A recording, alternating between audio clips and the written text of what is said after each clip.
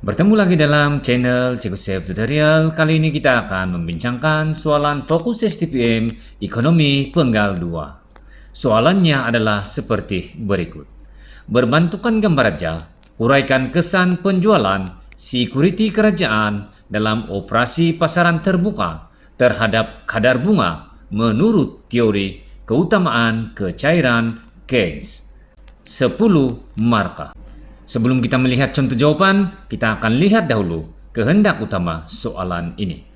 Satu perkara penting yang perlu difahami di sini adalah gambar raja yang dilukis haruslah tepat, yaitu teori keutamaan kecairan Keynes. Dan gambar raja tersebut akan menjelaskan atau menerangkan kesan penjualan security kerajaan dalam operasi pasaran terbuka. Maksudnya, apabila berlaku penjualan security kerajaan, maka apakah yang terjadi kepada penawaran wang? Apa yang terjadi kepada penawaran wang dan seterusnya? Apa yang terjadi kepada kadar bunga? Oke, sekarang kita akan lihat keluk. Dalam keluk ini, paksi menegak adalah kadar bunga dan paksi mendatar adalah kuantiti wang. Manakala terdapat keluk MD yaitu permintaan wang dan keluk penawaran wang MS0 dan MS1. Persilangan di antara MS0 dengan MD dilabelkan dengan titik I0 dan persilangan antara MS1 dengan MD dilabelkan dengan titik I1. Manakala pada paksi kadar bunga meningkat dari R0 kepada R1, dan pada paksi kuantiti wang menurun dari M0 kepada M1. Keluk ini diberi 2 markah. Sekarang kita akan lihat penerangan.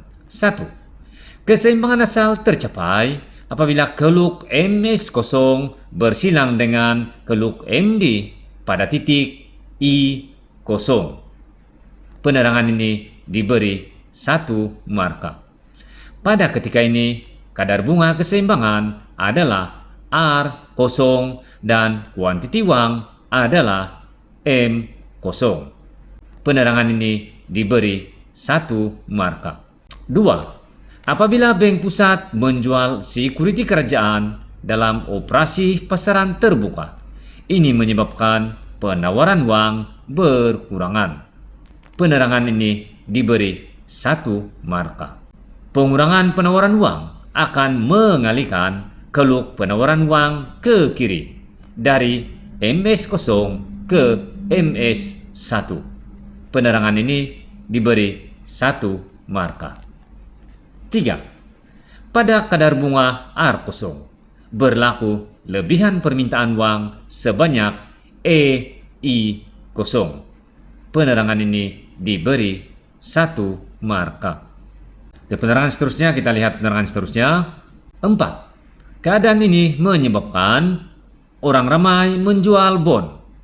Oleh itu, harga bon turun dan kadar bunga meningkat. Penerangan ini diberi 1 markah. 5. Proses ini berterusan sehingga mencapai keseimbangan baharu pada titik I1 apabila keluk permintaan wang MD bersilang dengan keluk penawaran wang MS1. Penerangan ini diberi 1 markah. Oke, seterusnya.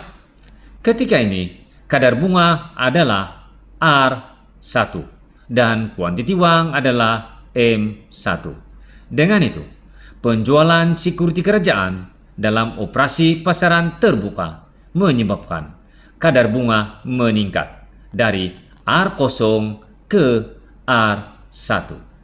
Penerangan ini diberi 1 markah.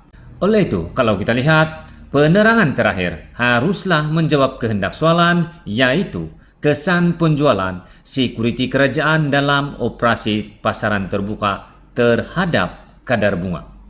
Ini bermakna kalau kita lihat, soalan mengkehendaki untuk calon menulis apa yang terjadi kepada kadar bunga, sama ada meningkat atau menurun menurut teori keutamaan kecairan Keynes. Sekian pertemuan pada kali ini dan bertemu lagi pada tutorial yang akan datang.